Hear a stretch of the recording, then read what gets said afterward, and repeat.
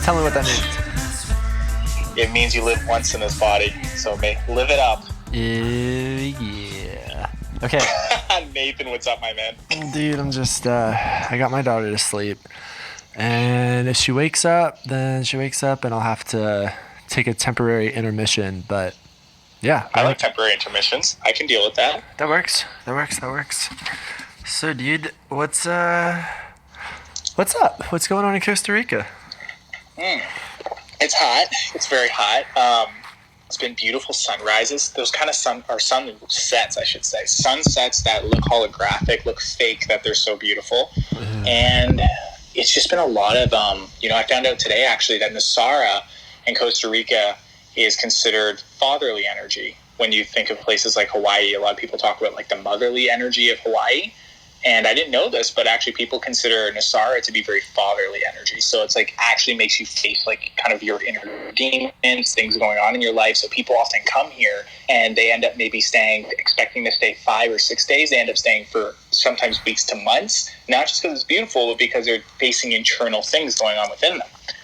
So I found a lot of this out about Costa Rica tonight, and it makes a lot of sense in my opinion. How long have you been there for so far?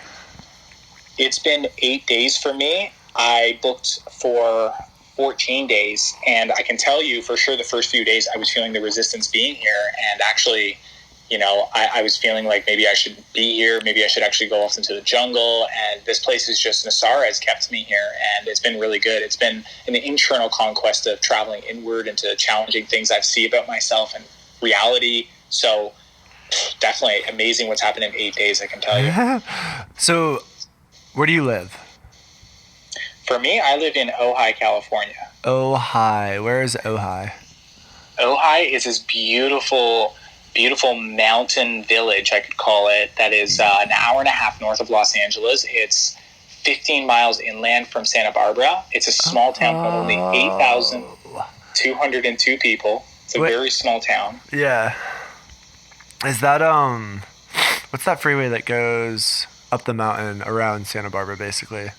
Oh, the 33. Maybe.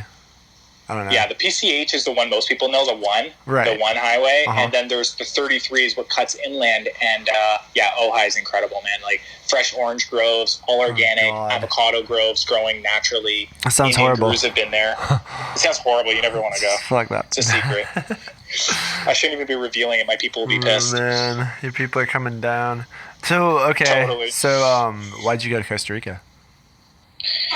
For me, it was very interesting. I wasn't expecting to come here. It wasn't some place that I had put on a dream board or anything. I really just had no energetic tie with Costa Rica, which is kind of a good thing at times to go towards. For sure. And I had a friend of mine who actually invited me at random and said, hey, I have a space in Costa Rica if you want to come for a few weeks. And it was just an immediate, I'll come. Uh-huh. And it felt like such a green light to me, which is not normal. Usually I'm like a little bit adverse because it's like, business and things are busy. Totally. And it was just a green light.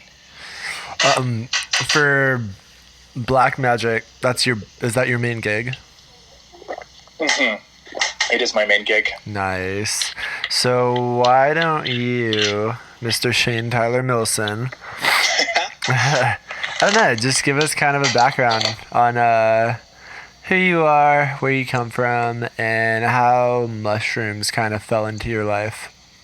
Let's just start with that. Yeah. Okay, here's the saga, the origin. So I grew up in Canada. Perfect. So I was born in Ontario in a small fishing village, I joke, called Aurora, which is like an hour north of Toronto. Nice. And my journey with mushrooms really began when I was a teenager. I would go live with my grandfather in Uxbridge, which is this like area kind of nearby. It's like, hour and a half north of Toronto. I would go live with him on his farm. And my grandfather's from Italy. He was born in a small town called Serramonecesca. And Italy would be considered the Olympics of mushroom hunting. It's basically an Olympic sport there. Really? France, Poland, different areas, Finland as well. So Canada's not as hot on it, but there is a lot of European settlement there. So for sure there is a culture of mushroom hunting. But my grandfather grew up in Italy for the first up to his teenage years, and mushroom hunting is something you just do all the time. It's like a pastime. Like as much as hockey would be for Canadians, it would be mushroom hunting for Italians. And I had the opportunity of going to live with him on his farm. My parents would send me there for a few weeks to a month every summer, and I would work on his farm doing it. He had a hobby farm, and it was like 70 cows and different chickens, and I would go around the 70 acres or 80 acres he had, and I would help him with farm work, like putting in fence poles and all of that. Very hard, laborious work. And the reward at the end of the day, though, especially during the summer, was we would go mushroom hunting together. So we would go after morels, chanterelles, porcinis, chicken of the woods, so on and so forth. And that was my favorite thing in my teenage years. Like outdoor hobby for me was when we would go mushroom hunting in the evenings. And from the mushrooms we would get from our mushroom forage, we would then make pasta, salads out of it, grill them. And my grandfather's awesome with cooking too. So that got me started on mushrooms. That just sounds like a dream, honestly. I'm trying, I don't know, that just sounds like a really cool movie, young Walt Disney just on the screen right now, and I'm watching you live your little life up there on the farm. That's so cool, man. My grandpa's a real Jedi Knight with that stuff. He would teach me some of the most, I got really lucky because my grandfather is such a wild out there kind of thinker. He's the kind of guy who'll walk in the room and he'll tell you the first thing he'll say when he sits down. My grandpa's still alive as well. I go mushroom hunting with him all the time still. And he hunts shaga with us actually for Black Magic. Nice. So, my grandpa's the kind of guy, he'll come sit in the room with you and he'll say, hey, they think they know how rainfall and precipitation works, but science is actually proving itself to be wrong. They actually don't even know how it rains. My grandpa will come into the room and drop the most controversial topic, and then somehow by the end you're I actually think he's right. That's so cool. Yeah, so he taught me things about mushroom hunting that I've never read in any book. I've never heard anyone talk at length about, and it's some of the most important skills I still utilize today with mushroom hunting. And one of those, for people who are mushroom hunters would probably appreciate this, is when we were going morel hunting, my grandfather was such a natural at finding them, and I'm this 14-year-old kid who's I think my eyesight's the best, and I'm cocky, and I'm going to find more than you, Grandpa. I cannot find a freaking mushroom. And my grandpa, after 20 minutes of finding nonstop patches of morels, I'm like, Grandpa, honestly, what the hell are you doing? How are you able to see these mushrooms? My grandpa said, you're looking in the wrong spot. What you're trying to do is you're trying to look for the color of the mushroom. He's that's what most people do is a mistake in mushroom hunting. You're just trying to find its color. And he's you can't find the color because morels are most ground culinary mushrooms. They're good at hiding. Right. And he said, you actually want to look for the shape of the mushroom, not the color. And he's when you start to identify the shape of it and your eyes start scanning the leaves and the foliage, you'll be able to spot it immediately. And immediately after that, it was I found patches after patches, and I started finding as many as my grandpa. And it's still a skill I use today is when I'm hunting mushrooms. I'm looking for the shape. I'm not looking for the color as much. Shape, not color. Got it. Yeah. Got it. Yeah, I go turkey tails. That's my thing. I'm up here. Love turkey tails. Yeah, they grow everywhere. But in Santa Cruz here, so let's start at 2 months ago. What? Oh, I love the Northern California area you're talking right now. I go to Big Sur, so I know Santa Cruz, and I love it. Continue, please. Perfect. Yeah. So I quit a job 2 months ago, something like that. I don't remember. It was still winter. It was still rainy. There was lots of mushrooms everywhere. I quit my job. Just wasn't feeling it, and I needed to get back into environmental science, which is what I do. Anyways, so during that hiatus of work, along with doing online, just selling all our baby clothes and stuff, I started hunting for turkey tails and just learning. I got a huge field guide, and never in my life went mushroom hunting before. I totally dug it. I'm in the woods all the time, and I notice them, and I think they're cool, and I take pictures when I see really cool ones, but never got into okay, I'm gonna get a book and I'm gonna start identifying them. But Yeah. yeah, so it's crazy, and so I kind of just like found my niche. I like polypore mushrooms, like any type of perennial polypore that grows like conchs, all of that. Like that's like my thing that I like. I just kind of because turkey tails was the first step, and how did that happen? During that time frame, I have a friend in San Francisco who was helping me get some psilocybin mushrooms, and he recommended Paul Stamets. And so then I listened to the Joe Rogan Paul Stamets podcast that day, and I was like, oh my F, like this is the most important topic of the world right now. Like, how is everybody not freaking out and like just, it's just like a ticking time bomb. I feel like the scientific study of mushrooms, like all mushrooms in general, like every single topic of mushrooms is like just waiting to freaking blow up. And I don't know, I feel like it's suppressed in some senses, and then other senses I feel like it's a matter of time. I don't know, that's where I'm at with it right now. Yeah, I think you can make a good point there about it's odd how it has not exploded to the extent of mass culture that other, for instance, even just other superfoods, when you're comparing it in a health component, have that mushrooms have really just only started to take off. But yeah, God, they've been around forever, like it's always been there. It's just how many people, and I myself counted in this collective version of reality. I was into superfoods for about 5 years, like hardcore into like cacao and spirulina and chlorella and goji and exotic superfoods for 5 years before I ever really heard about chaga and reishi. Yeah. And I'm like, how's that possible? It's like I could never. I think it's this. It's almost like when people's reality. It's like you hear that story about when the ships were coming across from, I think it was the Atlantic, and like the Native Americans at the time could not even see the ships like landing because it was so outside of their reality. They were just not even ready to see it. It's like literally banner blindness. They couldn't observe it.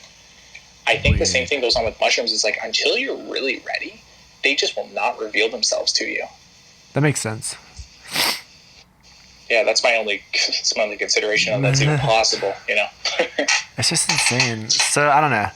I made I made some tinctures with the turkey tails. I soaked them for like 10 weeks in vodka, and then boiled them down for a while and did like a half and half, so it's like 20-ish% alcohol per volume.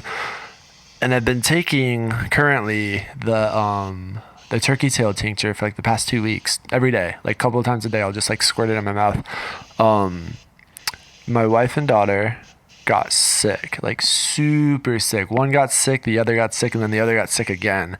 And since we've been up here, it's just been like it was the gnarliest flu season ever, like with my daughter in daycare, and just like every week she'd bring home something new, and like we could just never catch up. This is the first time throughout all of that I didn't even feel like I was getting sick once. And I'm like, it's working. Oh my God, it's working. I don't know. Like, when there's no sickness around, it's kind of hard to judge it, but like I don't know, I just, it's weird. And there's like another night I made a tea with the turkey tails. Like I have like huge bags of them, like every time I'm out. So I'm a forester as well. So for my job, I walk power lines and make sure that trees aren't gonna like fall into them or like touch them or whatever, so they don't cause like fires. And that's my job. So I'm like hiking through the woods every single day, and I fill my pockets every time I see turkey tails. It's like an obsession, and that's fun. That's amazing, man. I think if there's any mushroom too that gets underplayed actually in the foraging side, it's turkey tail. And I think because it can be very abundant in the woods finding it, but yeah. It's also, as you must know too, with like being out there foraging it a lot, it's like to find it in the prime condition that was actually the challenge, because there's lots of turkey tail, but is it in that perfect condition, where it's velvety on top and it's got like that perfect clear colorations? It could be like the reds, the blues, the yellows. Like, is it like vibrant? And turkey tail is just fun, like, because it's so artistic. Like sometimes you find those really big bright blue ones, and then other times they're more like yellows and more like oranges. And I love the different color coordinations of turkey tail. Like, and they're so soft. They're like soft and hairy on top. I love that feeling. I mean, I always get people, I'm like, touch this. Tell me this doesn't feel like velvet to you. Oh my God. Turkey tails. And then So that was my first obsession, and then there's artist conch all over the place. So it's not all over the place, but you can find it if you're looking for it. And I had no idea what it was, and I just found this like huge tree that was downed, and I swear to God, there's like just the mushrooms attacked it. Like there's probably like 10 different types of mushrooms within like a 6-foot like square all over this tree, just eating it up. And that was the first time I saw artist conch.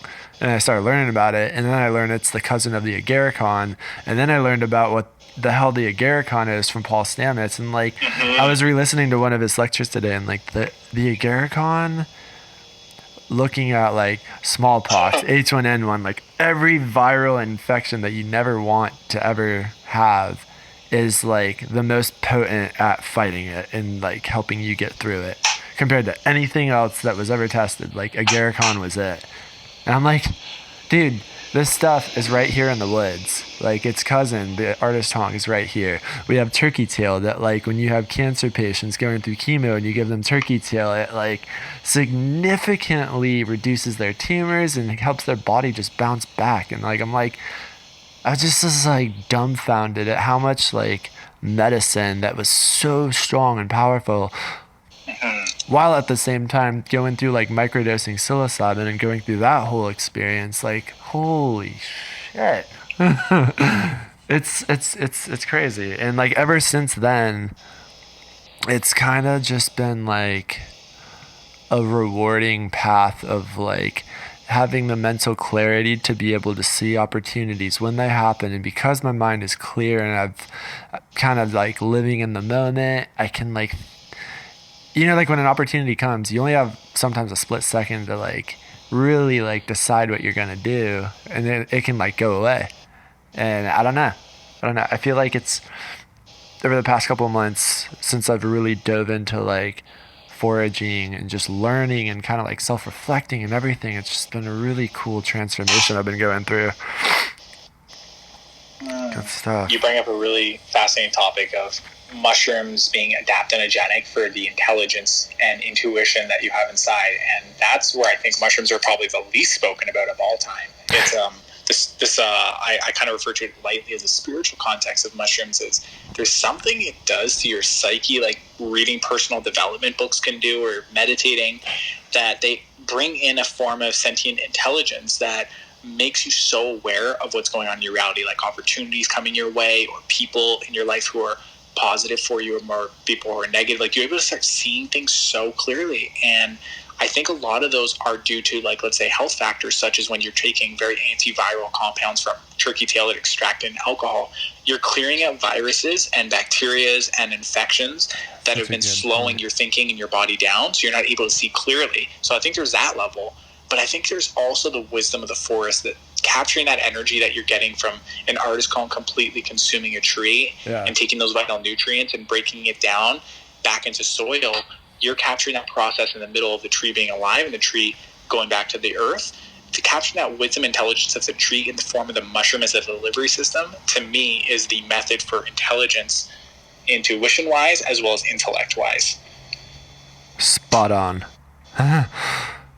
Yeah, I've had some time in the forest to think about it. Totally. So another thing that, to like continue on with that, I've kind of come up with a hypothesis that goes something like this. Basically, like we evolved from fungi. Basically, like we ancestrally, they are related to us, right? So if thinking on like evolution terms, it only makes sense that once you take a mushroom, because you're related to it, it's going to want you to be better than before you took it.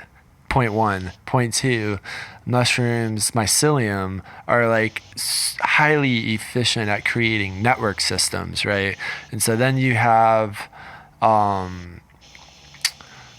the growth factor, the neurodegenerative growth factors of lion's mane and psilocybin, where like they take mice, right? There was a study that they did in, I believe it was Japan, where they took mice, put them in a maze, like left as food, right as no food. It didn't take them long to figure out where the food was. Then they give them a neurotoxin that gives them, induces Alzheimer's into the mice. And then these mice are all messed up, obviously.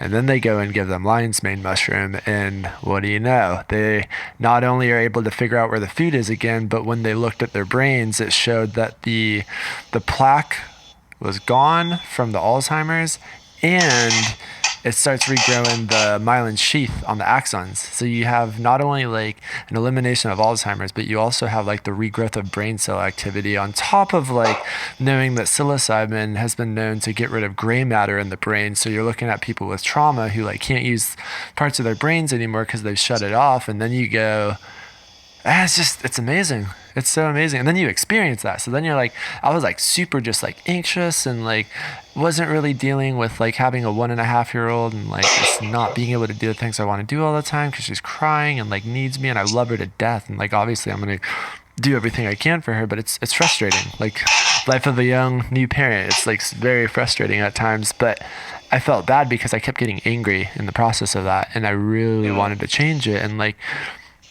could I have changed it without psilocybin? Of course I could have. But knowing what I know about it, I was like, look, this thing is this mushroom, fungi, like I'm related to it. Like, you know, like this is me, I am it.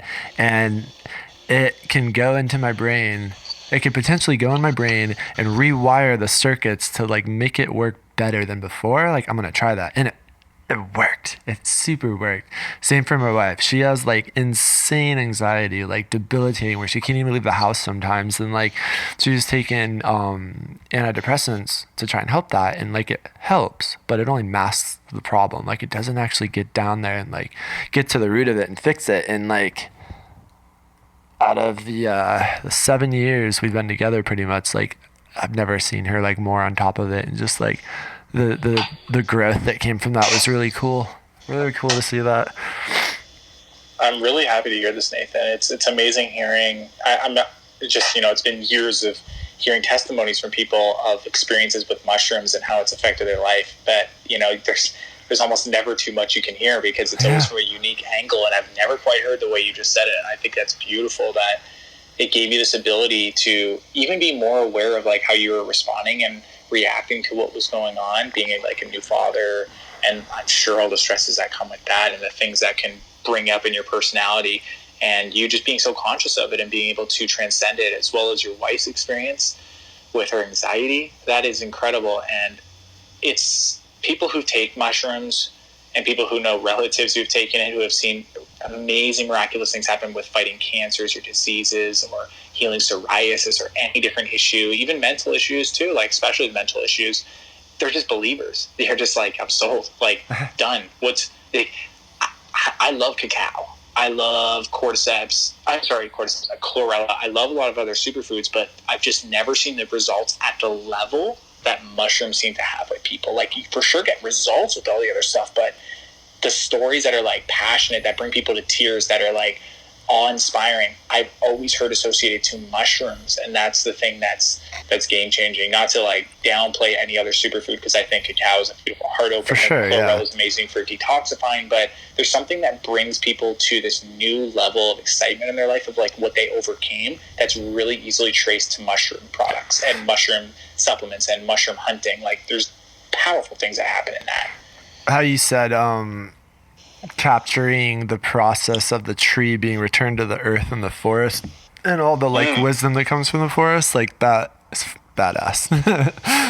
That was cool to hear that. Yeah, I think that's something I love. I was actually going to ask you about this though.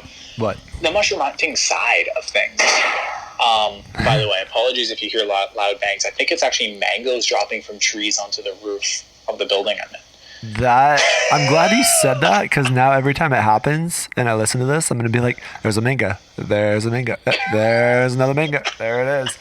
All right, keep going. Just so everyone realizes. That's cool. So the thing with mushroom hunting too is, so we're talking a lot about the consumption of mushrooms, but the power, the sheer awesome transformational power of mushroom hunting has been one of the most interesting experiences I've ever come across. I am obsessed with personal development, self-actualization, spirituality, just really like expanding and growing as a person. And I've been into this for 10 years.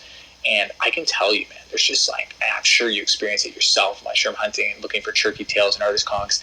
When you're in the woods mushroom hunting, and when you bring people for their first time or their 20th time, doesn't matter, there's something so nourishingly healing about going back to the primal state of hunter-gatherer and looking for these substances in the woods and being curious again about nature that is, in my experience, brought people to tears every single time we've done it.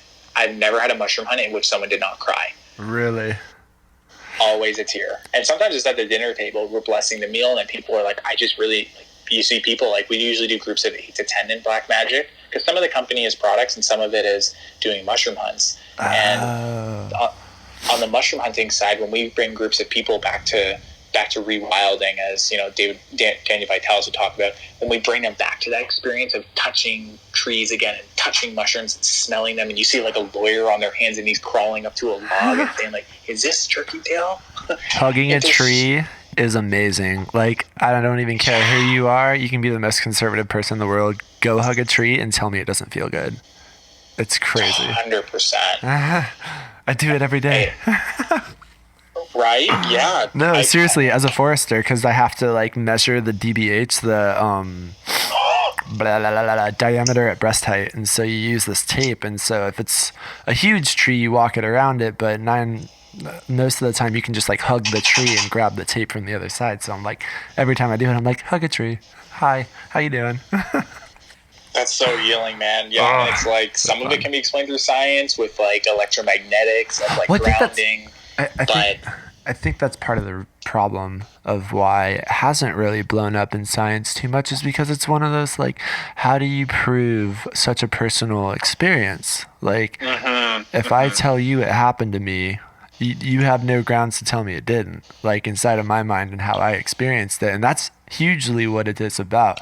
The medicinal side of it with like fighting disease and stuff, that's provable. But the spirituality side of it, like, spirituality is very personal, as it should be. And yeah.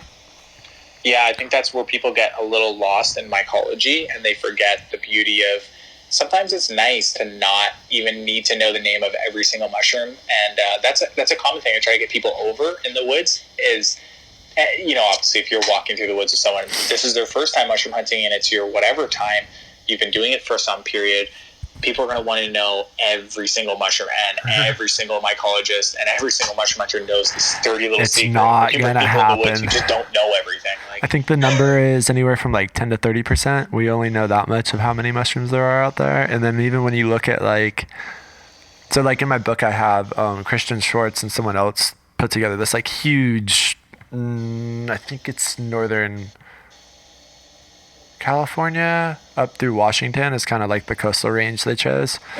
But even in there, you'll find a mushroom that looks very similar, but then you start to realize once you find all these mushrooms that are looking similar, it's like there's only so many pictures, but how many different like types of the same one are you going to find that look completely different from any picture you've ever seen? Like, it's a game.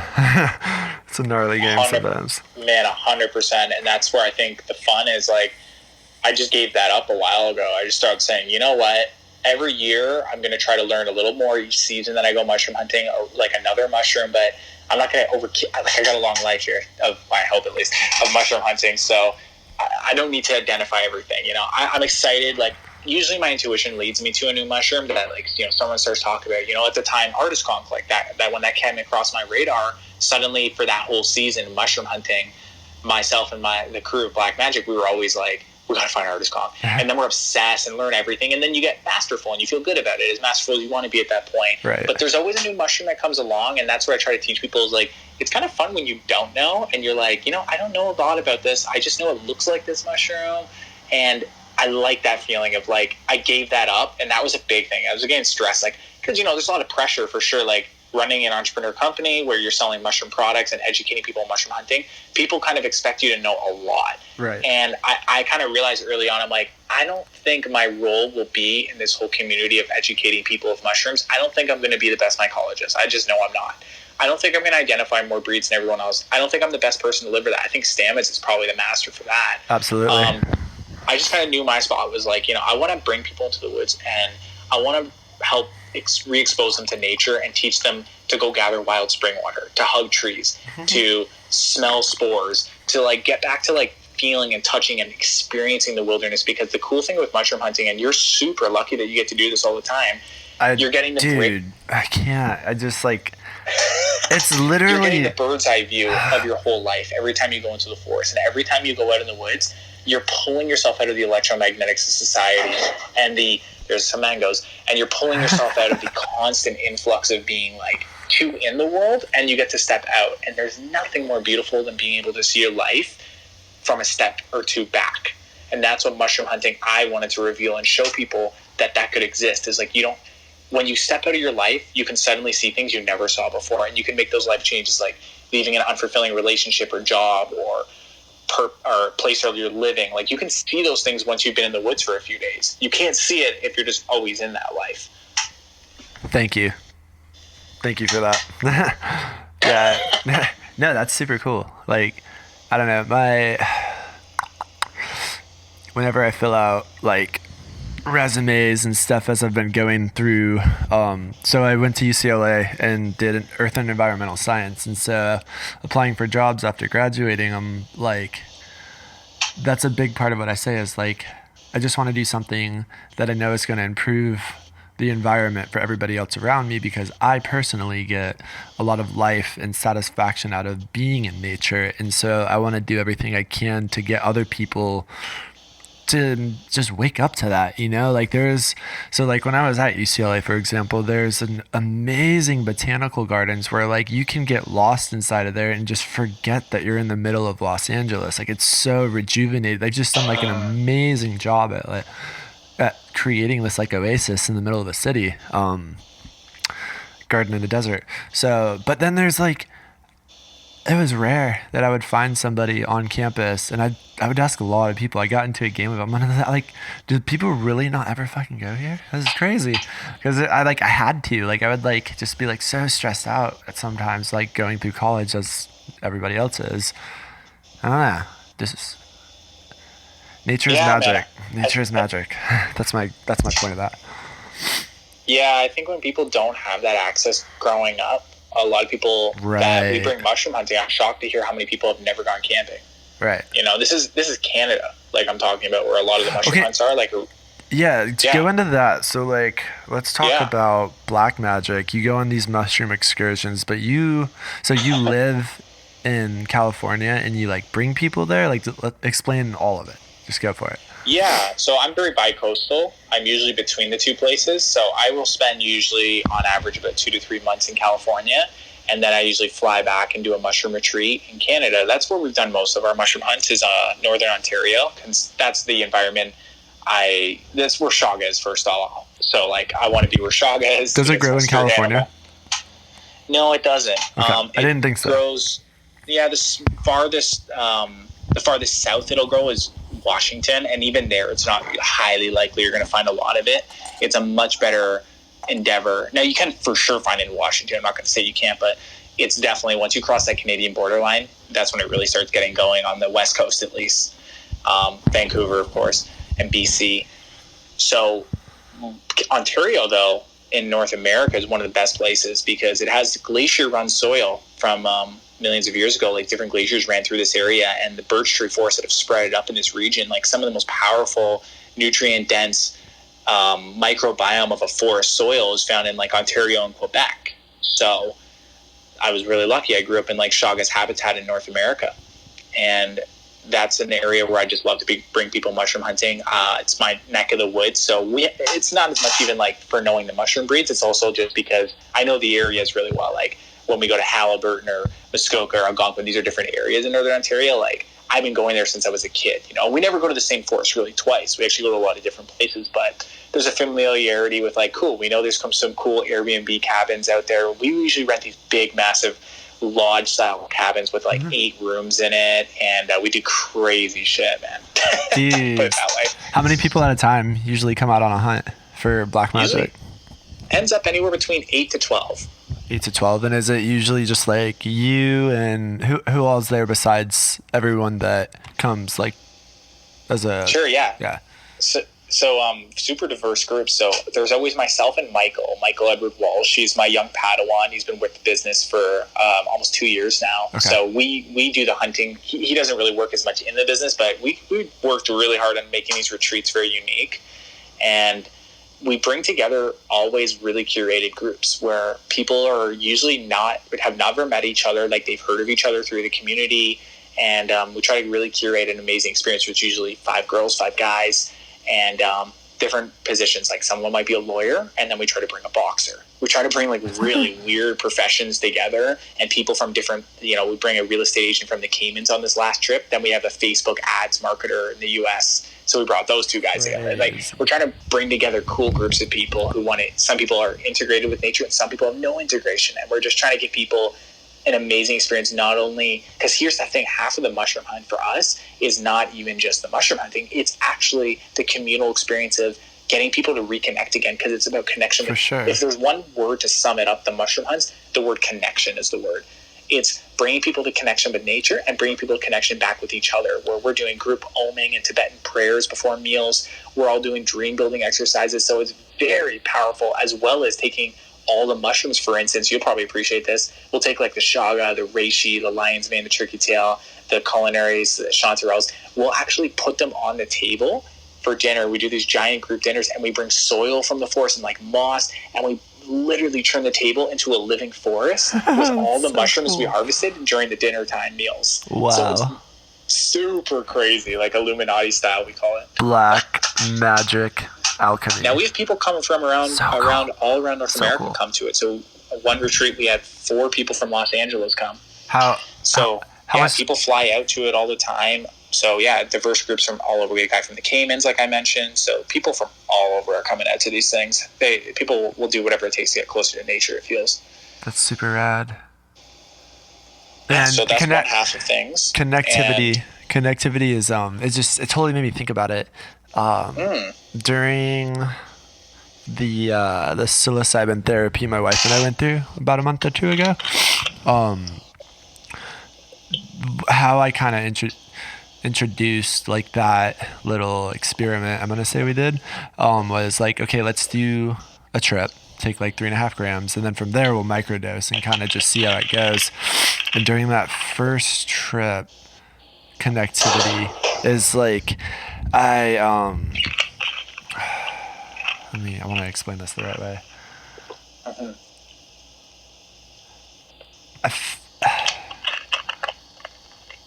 I don't know how to explain it other than like, so outside of our bedroom window, there's this big oak tree, right? Like huge, like probably like a 4-story oak tree. And we're on the 2nd and 3rd floor. So we're like, we kind of feel like we live in a tree house. It's really cool. And I just felt like that, like I'm connected to everything, and not just in the sense of like universal oneness, like, oh, we're all in this together, like everything, plants, animals, blah, blah, blah. Like you hear that all the time, but like to actually feel that is just such an experience that like I never had experienced up until that moment in that way. And like, I don't know, it's so cool. I'm sure that feeling that I got when you're explaining like what you do for people out in the forest and doing all the whole communal connectivity thing, I feel like it's like hitting on the same kind of thing that I was just thinking about right there. Yeah, man, you nailed that. I'm still to this day kind of blown away at some of the responses we've had from people, because we do these really long tree blessings before we harvest the shaga to give it respect. Where you put your feet on it, like the video? Exactly. Yeah, we do the barefoot blessings. Yeah, we do that. We do all of it, man. We do some crazy stuff with the mushroom blessings, and that's the light of it. But the feet blessing, usually it's like 10 minutes. Like everyone's got their arms around the tree, and that barefoot blessing was funny though, because it was mostly laughing. It was like more childlike excitement. Usually it's people, like everyone, imagine 10 people with their arms around a birch egg. Everyone's hugging each other, holding the tree, and everyone's just oming and then singing, and then everyone gets to say some words to the tree, and just, you always hear someone sniffling a little bit. They're like, oh, they're so connected. And here's the thing that blows my mind. It's like what you said, how connected people feel, not only to the forest and the tree, but you see people open up in ways that I'm shocked. There's a guy who came with us and there's actually, I think I posted on YouTube, it's called the longest Chaga mushroom blessing in YouTube history. And it's like a 10-minute mushroom blessing, which I don't think I've even seen a single Chaga blessing. So I guess even if I posted a 10-second one, I'm already winning. Yeah. But this is a 10-minute one. That's cool. We had to up our own game. And this guy is just like, he's like, I hate to reveal his age in case anyone goes to the video, but let's just say he's 40 plus. Sure. And he looks great. And he's a guy who's lived in like all throughout Italy, all throughout Europe. He's like done so much world travel. He's got a very, very successful brand in Canada that sells to all the health food stores, like biodynamic olive oil, biodynamic balsamic, like some of the coolest products in the industry. And he came with us on one of these mushroom hunts, and in that video, he's blessing the tree, and we let him do the whole blessing. We wanted to give him the experience, and he's never even seen us do it before. He just started talking, and then he just revealed to us, and he said, he's not a guy who kids around, like what he says is what he means. And he said, this is actually the best trip, the best experience he's actually had in his entire life, was being here, and like how amazingly accepted he felt by everyone, as well as being so connected to nature. And in that blessing, he said that, and we talked to him later, and we're like, did you actually, like, what did you mean when you said that? He's like, guys, I'm not kidding. This was actually, like, this is a top peak moment of my entire life, was being disconnected to everyone, and I've never felt this accepted in my entire life. And that, to me, is the pinnacle of what I'm talking about with bringing people together, as well as experiences of harvesting together as, like, a tribe or something like that. That's so good. Dude, that's so cool. Like, this is exactly why. So this is why I'm doing these podcasts for Mycoverse, is to just capture like what you just I'm like freaking out over here. It's just cool, man. There's so many people that have so much cool stuff to say about mushrooms. Like, I swear to God. And there's not a fucking podcast dedicated to that. And that's what I want to do right now, is just reach out to, like, how easy. I was like, I made an Instagram account for Mycoverse, started posting all my like cool mushroom pictures I have on there, and then I just started going through the like rabbit hole of like typing in a tag of like medicinal mushrooms, and then you start following everybody and you go through all their stuff, and like you're just like digging through all these like cool Instagram pages, and there's people behind every single one of these, and I'm like, and then like I found like another farm that's in Santa Barbara, which you'd probably know the name. I don't have the name in front of me, but they're the next people I'm gonna call and talk to. But yeah, and I'm like, within a couple days, I had like several hundred followers like on that Mycoverse account, and then like people are like interacting with me. There's a lot of people in Europe that like, it's like see translation. I'm like, where the F are you from? But like, this is so cool, because that like proves my point even more, that there's a ton of people who personally like have mushrooms in their life, to the point where their entire Instagram account is all about mushrooms. I'm like, Nathan, you could not have picked a better style of podcast and desire to like fulfill, because thank you. That is something that I cannot believe someone has not done yet. That's think what I said. And I haven't looked on, so like I looked on iTunes, like podcasts, but there's like websites where that's my next step. I got to figure out where I'm going to post all this to. Eventually it will be out there, but I'm going to like try to get a library of cool interviews together, and then make it happen. It sounds like the right move, and man, you're going to have such an audience. That's what I've discovered is, it sounds like, obviously, like when you tell people, like I'm here in Nassau, and people are like, what do you do? I'm like, oh, I'm a professional. I jokingly say I kind of mean it though. I say I'm a semi-pro mushroom hunter. I have a business, and people are always like, mush, like look at me with this look of like, and these are pretty conscious spiritual health people, and people look at me like, anywhere I go and say this, they're like, what? There's like a community? I'm like, oh, you would not believe it. It's such an, I say this tongue-in-cheek, underground community. Yeah. It is insane. There's like total industries built around mushroom entrepreneurs, and there's like mycologists, and there's people who do mushroom art on Etsy, and it is the most diverse thing. And I think what you're doing is so fascinating, because you lucked out. Like in a narrow lane of mushrooms, there is unlimited content to go from the spiritual side, the medicinal side, the culinary side, like just the cooking and culinary. Oh my God, that is a whole different land.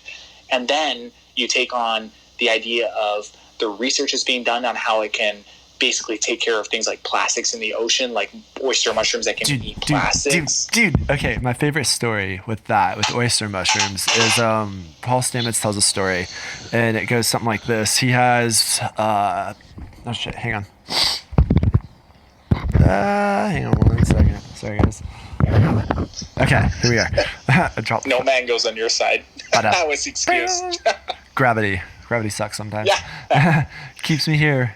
What did I say earlier? I was like, the Earth is still spinning, and I haven't flown off, so I'm good. But we got a situation. Oh, funny, full circle. Gravity. Okay. No. So Paul Stamets has a property in Washington. It's an agricultural community. So and then I think the state came to him and was like, look, dude, something with their septic tank or whatever, like the water flowing beneath your property is super like dirty with some, I don't want to butcher it, but there was something from either agricultural or whatever, like say like E. coli or some weird like stuff you don't want in your water. And they're like, you need to change your septic tank in 2 years or we're going to have to kick you out of this land and we're going to clean it up for you. And so a new septic system or whatever is like 10 grand. He's like, I don't have 10 grand. He's like, but I learned that oyster mushrooms can clean stuff up. And so he planted a bunch of oyster mushrooms around his property. And like a couple months later, they came back and were like, dude, did you change your septic tank? Like, what did you do? We've been monitoring the water and it's completely cleaned up. And he's like, no, I just planted a bunch of oyster mushrooms. Like, what the hell? And so they did studies on it. And there's several different strands of dirty bacteria and viruses that they tested. And the one I remember is E. coli. When they made like basically like a myco mat. It's called like mycofiltration, if you want to call it that, with the oyster mushrooms. And so they have the water coming in, and then it hits the mat of mycelium, and then it goes out. Right? That's not going to take that much time. It's like not even a minute, like for it all to pass through. When it comes in, it's like 100,000 million like parts per billion is what the concentration of the E. coli is. When it goes through the mycelium, it drops immediately to the order of like 10,000 to 100 parts per billion. Yeah.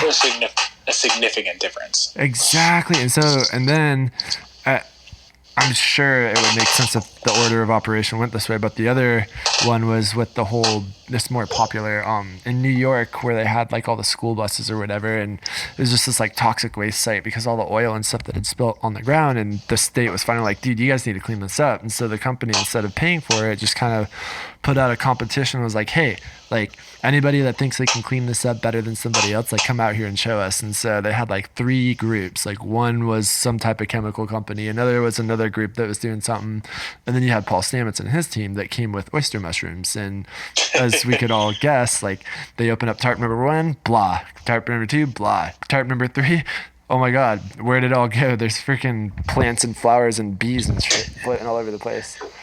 There's trees coming out of it. Yeah. And so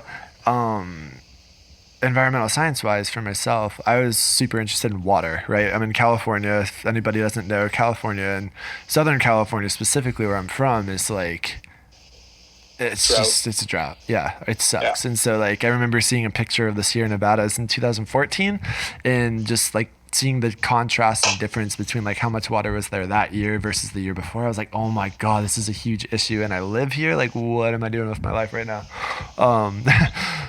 And so anyways, water, mushrooms, right? And then like hydrology, because I took, with my degree at UCLA, I learned about it was earth and environmental science based in geology. So I learned a lot about rocks in California and everything. And with my passion for water, I'm like, okay, hydrology would be something cool I could get into one day. And then when I heard about this, I'm like, dude, wouldn't that be cool? And like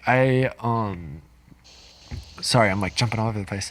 It would be cool to kind of fuse all that together and like create a deployable system of oyster mushroom mycofiltration systems that could clean up agricultural runoff throughout California. That would be super sick. Man, it sounds like you're definitely the guy to source out the guy who would do it, or if not be the guy, because you just have that passion for it. You can just tell as you're talking, and you just are able to connect these dots with the environmental side. And that's the brilliant thing, right? Like I said, mushrooms have a narrow lane of mushrooms, but it's actually giant. It's a wide lane. Like there's a lot of room for different ways that people can expertise. There's too many. Too effing many. That's my biggest problem. I need to get paid to do this, and then I can like really be effective at it. Yeah, I think that's probably where it's going to go is, mushrooms as an industry will probably be what clips most other industries in every environment, from environmental to fuel to building materials to clothing to food to medicine. It's just going to continue going and going and going. And that's so cool. It's like there's so much room for so many different people to come into this environment. Yeah. And, yeah. It's a lot, dude. Like I get like flustered sometimes about it. I'm like, there's just not enough time. There's a bug. I think that all the time with mushrooms. There's so many products. I literally have over 101 products that I want to launch with Black Magic. And it's funny, we can't even get past the first 2 because it's just so much to continue improving the process of extraction methods and how we describe it and how we improve certain recipes and start bringing new elements. It's like kind of like 3 years later, I'm like, I thought by now I would have 10 products, but it turns out just mastering one has been actually a big challenge in getting that perfect. The root beer elixir? Yes, exactly. Tell us about root beer. Sure. So root beer is the root beer, the OG tonic. So it's the OG digestive tonic, and root beer was once known as root tea. It was a Native American tonic, and it's actually not just made in North America. It's actually made in different parts of the world, but going under different names. So, for instance, sarsaparilla root, which is, along with sassafras, 2 of the main ingredients that went into root beer. Now, sarsaparilla actually grows in India as well, and it's used as well as a digestive tea. And they wouldn't necessarily make root beer, but they would make a tea that tastes almost identical to root beer. And I can't exactly remember the name they would call it, but digestif. Go ahead. Nothing. I just said digestif. It's a cool word. A digestive, exactly. Digestive. Yes, it's one of my favorite words. Super ancient word, Sounds like it. Anymore. I can feel the ancient vibes from that one. Keep going. Yeah, so I wanted to bring back that ancient vibe, and I wanted to do it properly because growing up, root beer was my favorite drink. And I got into health around like 19, and I gave up sodas and all of that game, as we all do going into it, because it's just too sugary and there's too much stuff going on. So I didn't drink soda for like 6 years. And then I kind of opened myself up to drinking more organic, natural stuff. I started introducing sugars and things like that back into the diet. And I was like, you know what? I want to make my own version of root beer. I want to learn about fermentation. I'd already made kombucha, kefir, ginger bug. Like I've made a few different like fermented things. And I was like, man, I want to try my hand at making root beer. Like who the frig makes root beer? I never even see, even at the grocery store, I was like, I don't trust a lot of the, first off, I probably become accidentally a root beer connoisseur because I probably tried more root beer than probably the next. There's a lot of root beer. Bands of root beer. There's a lot of root beer out there. Totally. I got obsessed, man, with trying to like figure out why is no one actually first off explaining what ingredients they're using, and then I realized because everyone's using root beer flavorings, no one's actually brewing the ingredients, from what I had seen on the market. So I was like, man, screw that, I'm gonna figure out how to make root beer. So I started researching. I went through every article. If you Google search how to make root beer, I've looked at all the first 10 pages of Google. I've gone through every recipe. And I just kept researching and going to old herbalism books on like how Native Americans would make this root tea, and it was used as a digestive, and it had things like burdock and sometimes ginger and juniper berries. And I kind of brought together the ingredients that felt the most archetypical to making root tea that also carried over medicinal properties. So every single ingredient that goes into Black Magic was based on an idea of like, I want to create an effect that works on every organ of the body, from purifying the blood to relieving the digestive system of poisons or bacteria that have been plaguing it, causing people to not digest foods properly, to make it like a real digestive. And then when I get that right, I want to get chaga in there, because chaga is my favorite of all time. It's my spirit animal. So I'm like, let me get this. Let me get these two together, because it is an animal. It's so cool. It's a spirit animal. I never thought about having a mushroom as a spirit animal. All right. Yeah, I feel like it just represents me better than any four-legged animal or any of those others could. Well, you be chaga and I'll be turkey tail. Deal. I'll take it. I'm glad someone's choosing turkey tail. I'm like, someone's gonna choose turkey tail. Too much reishi and chaga, people. Let's get past that, guys. keep going. So yeah, tell us about the ingredients of your root beer elixir with chaga.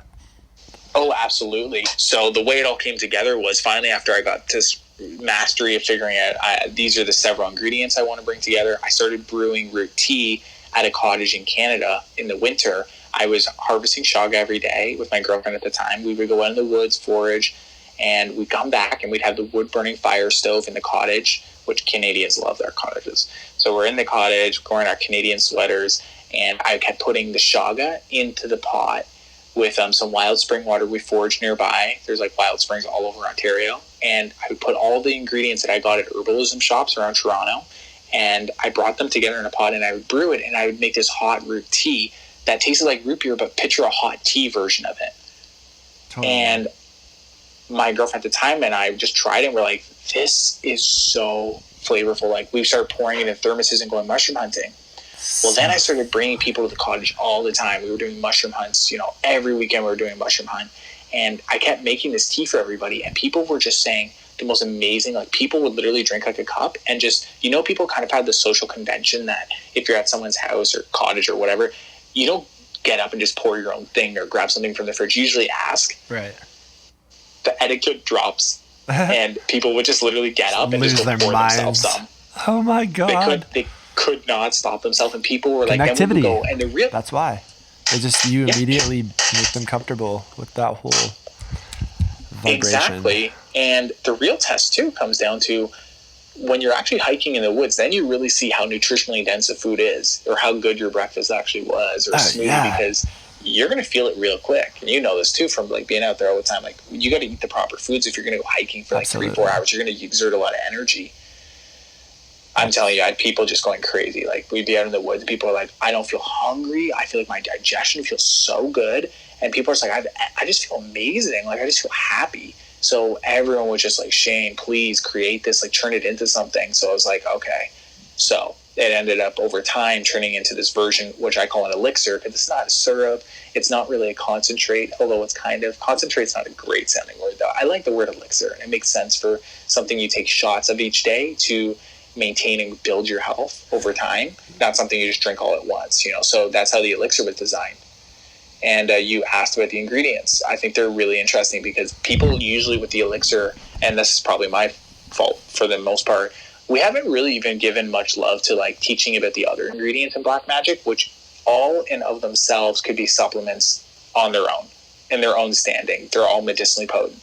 So let's start with juniper berries. So we use wild harvested. All the ingredients are either wild harvested or organic. Most of them are wild harvested. Sometimes we're harvesting it, and other times for certain ingredients like junipers or wintergreen, we just can't get enough for the supply. So that's when we actually have to order elsewise. But we always get the best sources we can possibly get. We have really good suppliers for that who wild forage it. And when you wild forage, it's all from up in Canada? Yeah. Okay, like cool. For instance, all of it in Canada, exactly. And my grandfather's actually, like, a lot of people are getting the grandfather vibes from the product because my grandpa would literally go harvest stacks of juniper berries and dry them out in his wood-burning fire stove, like, on top. And then we'll literally, like, infuse, maybe 1/10 of the entire recipe is actually junipers my grandfather's harvested. So there's a lot of cool little stories about how we get the ingredients, too. Next time. Or burdock root. So we're going to do this again. And you got to definitely. You got to do it while you're in Canada with your grandpa, and we'll have him on the podcast as well. Oh my God, my grandpa blew all of our minds. Dude, like, he's the one that taught you. Like, he has to be on here. I know. My grandpa would be hilarious on a podcast. Cool. Okay, so juniper berries. What else? Well, what do juniper berries do for you? Yeah, so junipers, first off, used to make gin. So everyone's familiar with junipers in that sense, but juniper tea is so blood purifying. It has so many different enzymes in it that purify the blood, and the blood is like the body's energy system and fuel. So if your oil in your car is dirty, your car engine sooner or later will break. It's the same thing with your blood. Your blood is carrying energy and nutrients through your body, and without the proper blood system and the right purified blood, like, you're going to have issues with energy levels. And I suspect most people have a lot of blood parasites. Juniper has been shown to fight parasites. So I think that's a really important ingredient. Gives it, by the way, every ingredient's cool too, because every ingredient serves a dual purpose. It doesn't just bring a medicinal potency to the elixir. It actually brings a flavoring to it as well. Perfect. So, like, when we brew, we take all the raw ingredients, we take our pile of junipers, we mix everything in our proportions, and we brew it all. And every ingredient just serves such a unique flavoring to it that if I removed any one of those ingredients, like the burdock root, it would taste like a dramatically different product. So, yeah, that's junipers. The next is junipers. Next is sarsaparilla. I'll just give you a few so you kind of got an idea, right? Sure, yeah. Sarsaparilla is one of the most ancient Ayurvedic medicines for digestion, and that's what I was mentioning to you, that root beer is not just a North American phenomenon, but there's a version of it that's also available in India, sarsaparilla being the leading ingredient to create it.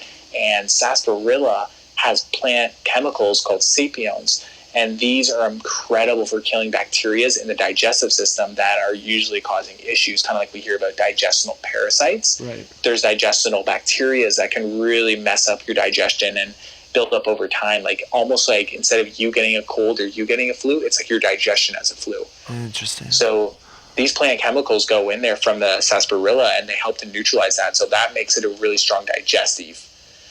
So that's where sarsaparilla comes in, plays its part.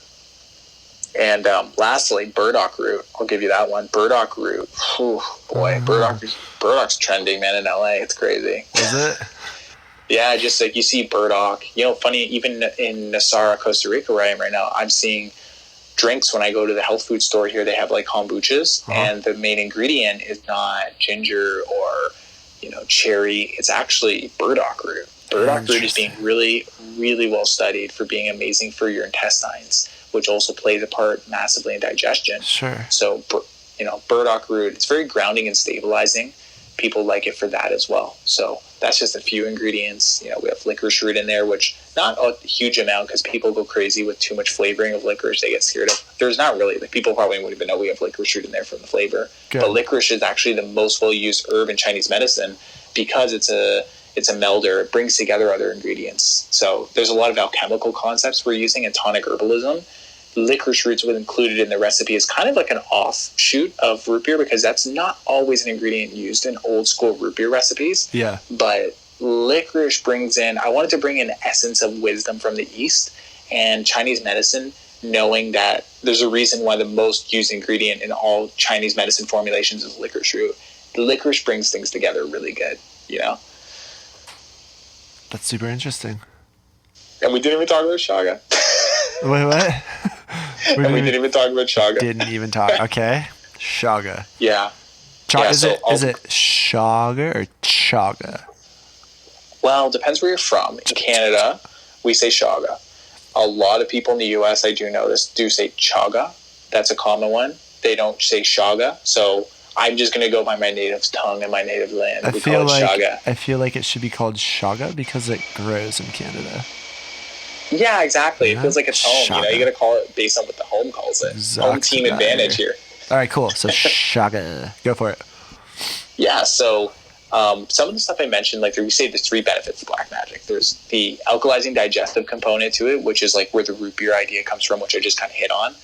The next 2 are interesting, and these 2 are not well discussed with shaga. I mean, a lot of people are familiar with the immune boosting benefits of shaga because it has things like betulinic acid, it has superoxide dismutase. Like these are really strong liver cleansing units as well as fighting cancers off. But so people know the immune boosting, people know the anti-inflammatory side. It's been pretty well marketed and spoken about with shaga. But 2 things that I wanted to actually focus on with the product that I've kind of aimed the product towards is we say this always laughingly, skin sexifying and pineal gland activating. That's what attracted me when I first saw it. It's the pineal gland. Yeah, you like the pineal gland? Yeah, it's funny. We do like polls to see which one people prefer, and it's actually 50-50. People love the skin sexifying. Like some people dig that, especially in LA, of course. Yeah. And then the pineal gland side, like, yeah, there's a whole community that's like, we'd say pineal gland. People are like, thank God someone on a product finally said the freaking word pineal gland. Do you say pineal or pineal? What do you like? I think if I was to not be asked that question and I said it on my own, I'd probably say pineal. Yeah, it's funny. Everyone says it a little different. It's funny. I know a lot of Canadians, we say pineal. Right. Pineal. It's a weird thing. Shaga, chaga, I've even heard that. So, yeah, there's like funny. Everyone has different ways. Tomato. But, everyone says their own thing. Tomato. Yeah, my accent, I'm from San Diego. And then I'm from San Diego. It's where I was like born and raised. I lived in North Carolina for like 5 years throughout like high school, and then I have family who's like from Louisiana, so I have like Cajun blood, like deep Cajun blood, and Ooh, so I have that's kind of sick. like a southern yet Pacific accent. I feel like super side topic. I dig your accent, man. I Thanks, sometimes bruh. hear some of that spice coming there. You get some like sometimes some Cajun spice shows up. Rawr. Yes. Oh man. Yeah, so skin sexifying, let's start there. I think people love that topic because people are afraid to say it. I just like, God, another thing with Black Magic, I'm just trying to like make things a little bit controversial, a little fun, a little bit edgy, You kind of want Cajun, some sexy maybe. skin? Drink this elixir. I'll hook you up with that. Exactly. I want to like throw off people a little bit. I think people have heard enough about beautifying and skin and all That's of a these cool different twist, words. for I was sure. like, why does no one say skin sexifying? Because that's what I think Shaga does, is not given credit a lot for. But here's why. Go for it. It has the highest known dose of the enzyme superoxide dismutase, SOD, which is medical textbook thousands of pages deep of research documents showing that superoxide dismutase is potentially the most powerful enzyme for nourishing your liver and cleansing it. Very cool. Okay? Chaga is the highest natural dose of it in nature. So I think it's pretty important because skin and liver are directly connected. They're 100%, just like the brain and stomach digestion are connected. Very cool. Right, yeah. So picture it this way, like the biggest cause of acne, psoriasis, any skin issues is because of the liver not functioning and purifying itself, and it's overclogged with poisons. So now, of course, that's actually, in a lot of senses, why a lot of diseases are there, because the liver is not functioning. Absolutely. So if you... Wow, just keep going. Keep going. Sorry. Oh, sure, yeah. So I know it brings up a lot of different questions. Yeah. So Chaga superoxide dismutase, SOD for short, Okay. when it goes into the liver and nourishes it, that's why people get pretty immediate effects with their skin brightening. They notice like acne goes away, their skin becomes very soft, like baby-like almost, because that's what happens when you nourish the liver. And the key is nourishing the liver and detoxifying it. So it's both. So superoxide dismutase plays a large role in the detoxification, but the ingredients that are the elements also found in chaga, such as zinc. Zinc is the number one best mineral you can put for your liver. Zinc works very powerfully at providing nutrients to the liver. And this is the key. For instance, that if you're, let's say, doing like a hardcore cleanse or green juice cleanse, which I love, Totally. but people are got to be careful to actually, while they're pulling poisons out, to provide nutrients going in. Yeah. Otherwise, they cleanse a little too hard, they get sick, or they start loosening up things in their other tissues in their body, and they repoison themselves again with other poisons that are in other organs. So that's why chaga is unique. Chaga contains elements that detoxify as well as provide nutrients in incredibly high doses. Not just a little zinc. We're talking like one of the highest on record as well. That's so cool. People notice incredible effects with their skin. There's actually a video on YouTube. People can check it if they want. It's by our friend Sky, and she has this channel called Sky Life. This video, I think, has already got 20,000 views. Skylight or Life? It's not that. Sky Life. Sky Life. SKYLIFE. Exactly. Perfect. And just look up Sky Life mushrooms. You'll see a video. It's her and I did this video where she used to work with BuzzFeed, and she left and she launched this cool YouTube channel, and we did a mushroom hunt in Big Sur.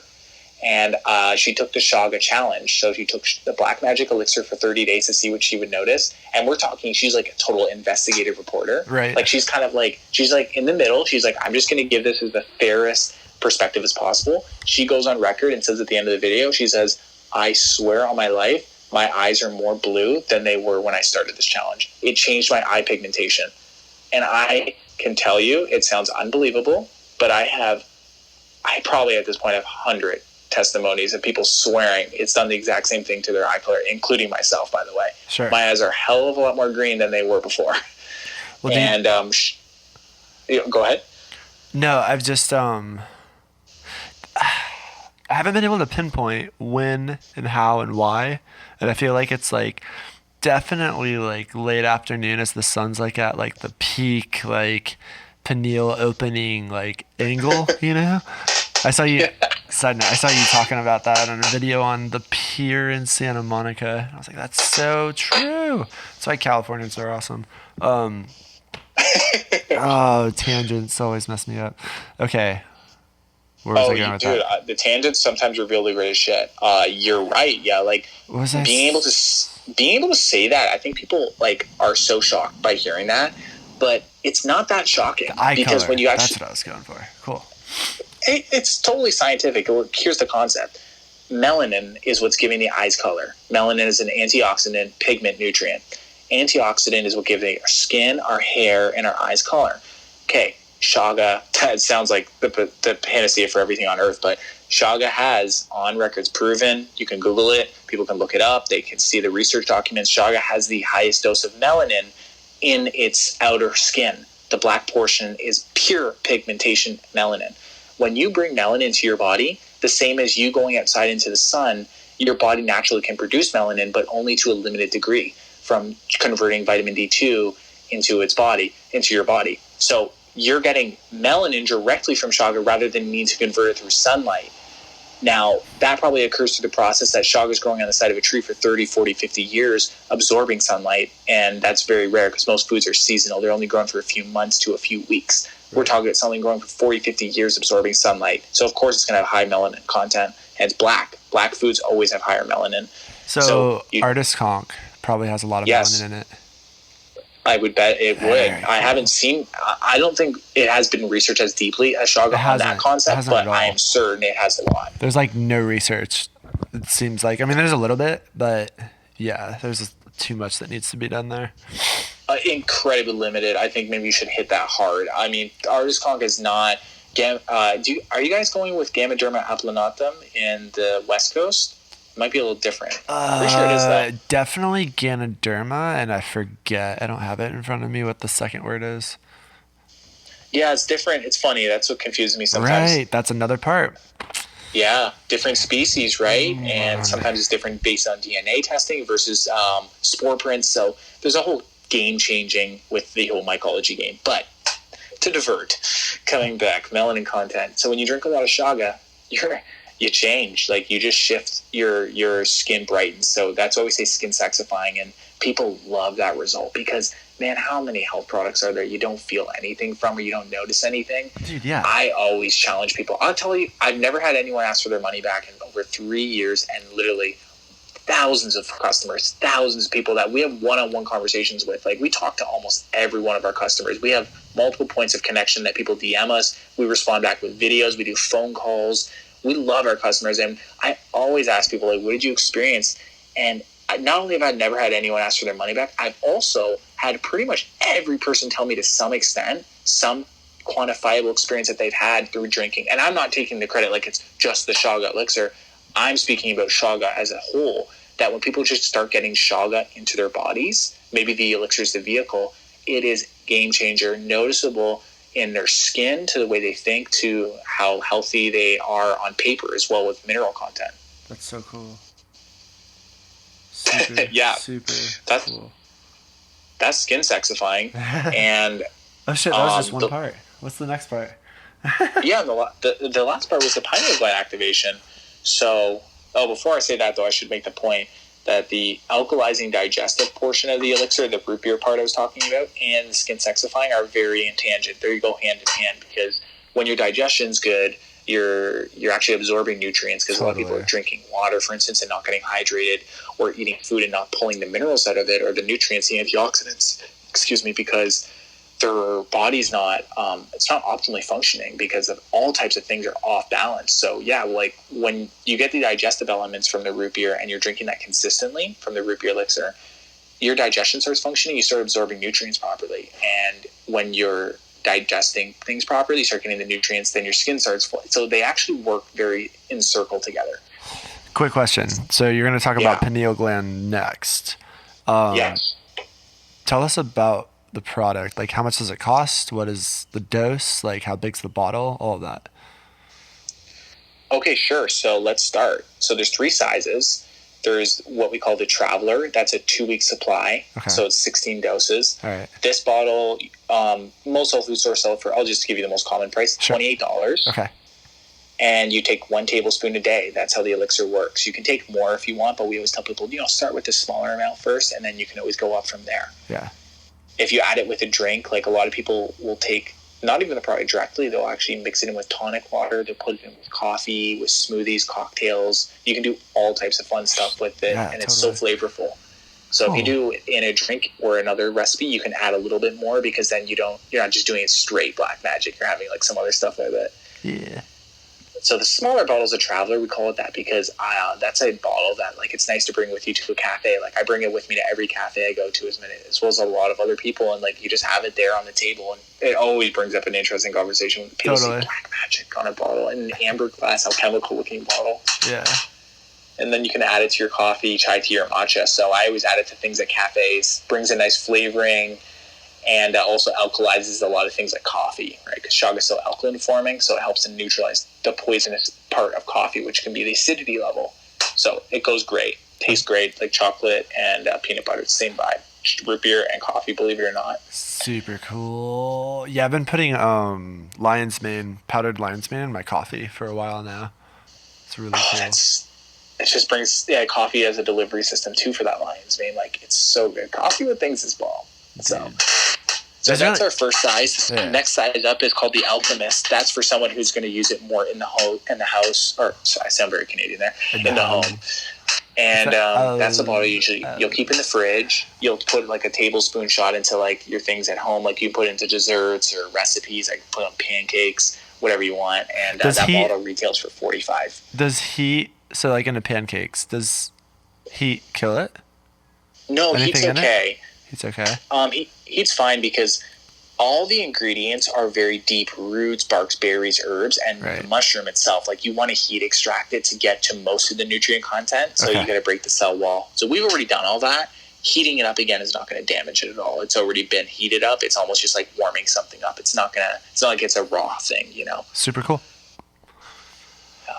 And then the last size we have is called El Gigante, and that's like for parties. That's like a two-month supply, or you say one really awesome party. That's like our 32-ounce bottle. Those are $75, and people will use that for literally like we get a lot of orders that people get that bottle, and we ask them what they did with it. And they're like, oh, we had barbecue. People came over and made cocktails with it. So that's like a bigger bottle. Best value, of course, is the biggest one. Totally. And then you can use it for like having events or parties, and that's what we usually use for that. What's the most you've drinking at once, and how did you feel? The most I drank at once when I'm making the product, because usually I'm in the kitchen, hands on deck, and we're chasing it over and over again to get the proper recipe exactly. I've probably had at least 30 ounces at one time, which is pretty freaking high dose of chaga and the rest of it. And man, I can only describe it in one word to you: cosmic. I believe you. That's so fun. Cosmic. Cosmic. That's the only word I can say.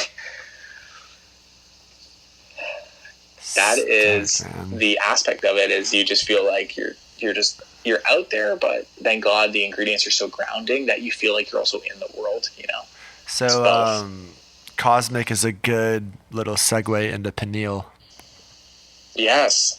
Go for it. So the pineal or pineal, like whichever way you want to say it, is such an underutilized and spoken about gland in the body. Like just no one seems to give it cred or talk about it. But I mean, there is definitely an underground community there, as we know.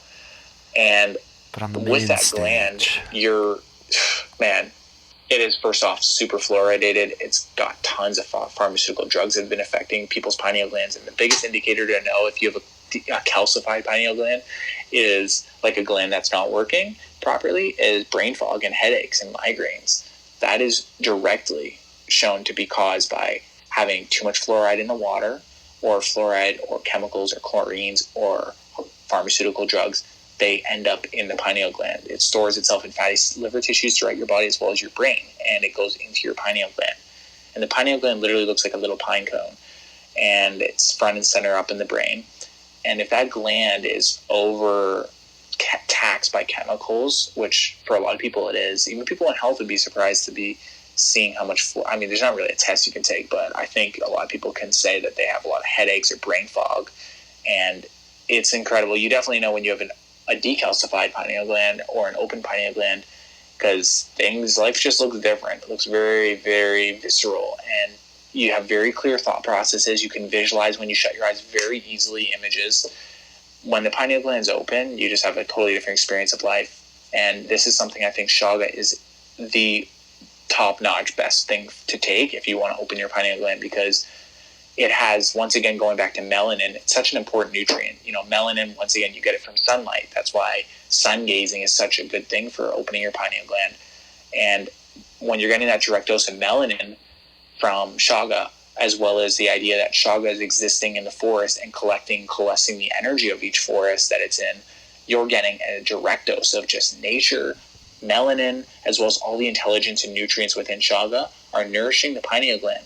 And once that pineal gland's open, you're releasing microdoses of DMT and microdoses of pinealine, two psychoactive chemicals that actually work to open up your mind's ability to visualize. And we all know that things like manifestation and being clear about what you want are super connected to things like visualization and clear thinking and clarity of mind, so you can be definite in what you want.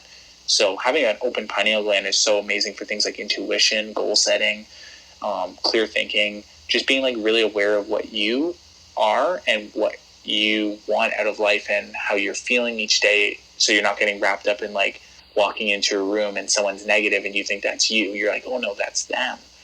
It's probably the most powerful self-awareness, I don't want to say drug, but most powerful self-awareness tool is to have an open pineal gland. I feel like you just opened mine a little bit. No, think about it though, like manifestation. I have a really good friend, Lewis Scott Dewitt. This guy, let's just tangent on that. He's so cool. I worked at a coffee juice bar in Whole Foods Del Mar, San Diego. I don't know if you've ever been through there and been to Del Mar. Really cool little beach town, north-ish county, San Diego. Anyways, he always would talk about like manifestation, and just as like a quick side of like why this guy is cool, he like literally last year was kind of just like, I'm like, I just need a change. And so he went back up to Redding near Shasta or whatever, and like put all his stuff at his parents' house, and he bought a one-way ticket to Maui, right? He didn't know what the hell he was doing. He found like a dragon fruit farm that he was like volunteering and sleeping at, and a year later he's getting married and he has a house in Maui. Like, how does that happen so fast? That's super rad. But manifestation, like he always talked about it, and I guarantee that's what he did for that. And this is what I'm doing right now.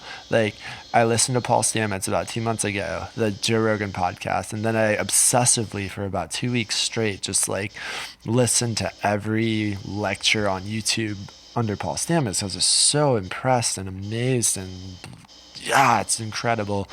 And when I came up with the idea to do this podcast, I was like, I feel like I could get conversations out of people that are just as cool as listening to Paul. And this is like the first one, and it's going exactly how I thought it would. That's just, I manifested that. I wanted it, made it happen, boom. My wife and I, we've been together for 7 years, and like we have a kid now, and we're about to move to San Diego because she graduates school in June, right?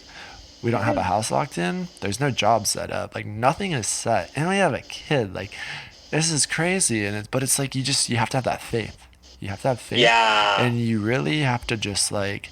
The thing I've learned the most, especially in the last year, just like being so exhausted and so run down, like if you give it your all and you just fucking give everything into life, it'll bounce back and reward you.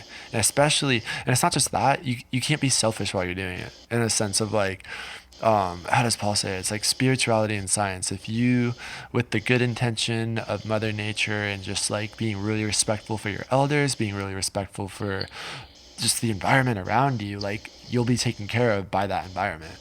And I completely experience and live that. Like it's easy to hear that from people and like be like, oh, mushrooms are just like, they do everything for you. They're like, yeah, it's when people are like, what's turkey tail? Like, what does it do? I'm like, fuck, where do I begin?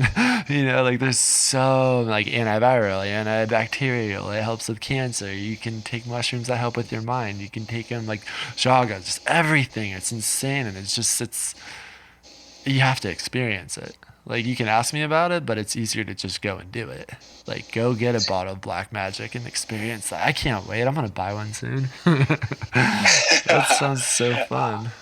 Man, I hear you for sure. It's something that just cannot be explained, and it sounds super good. But yeah, I mean, once you get into it, it really is a lifestyle. It's the best way to put it. It's a lifestyle. You know, every aspect of mushrooms, they really take you over. They really colonize you, and next thing you know, you're like a worker for them, and you're like out there, and you're just like, mushrooms are the greatest thing in the world. It changed my life, and it's a beautiful interaction and connection that they have with us as humans. They inoculate you. That's what Paul says. He's like, I've been inoculated, and now I'm inoculating you. Exactly. I love when he says that kind of stuff, because it's the most true, and you can feel it. Like, it's in you, and it's everyone. That's why I said, like, Shog is my spirit animal. Like, for you, it's turkey tail. Like, a mushroom chooses you, and just like a spirit animal, like when people do spirit animal guides and they figure out what their spirit animal is, and they have like these deep visuals and they get a clarity, it's the same thing with mushrooms. Like, one comes for you, and it's cool to see, because some people it's culinary. It's not it's a chanterelle. It's a blue chanterelle, and for other people it could be a totally different one, like a artist conch, right, or a psychedelic mushroom. It could be so many, and it's beautiful when one comes for you and you know it. It's the way I know it is with turkey tail is because, like, when I'm in the woods, like I'm in the woods every day, I don't even have to try. Like, if there's turkey tail around, I spot it immediately, and like I can find it real fast. It's just like it's it's so fun. Yeah, you become a divining rod. It's like suddenly you're just like, oh, it's there. I don't know how I know, and that's the cool thing about it. It's not even logical. It's like suddenly you just go around the corner, you know exactly where they are, and people will probably say when they're with you, "How did you know that was there? Like, you can't even see that." You're like, I just knew.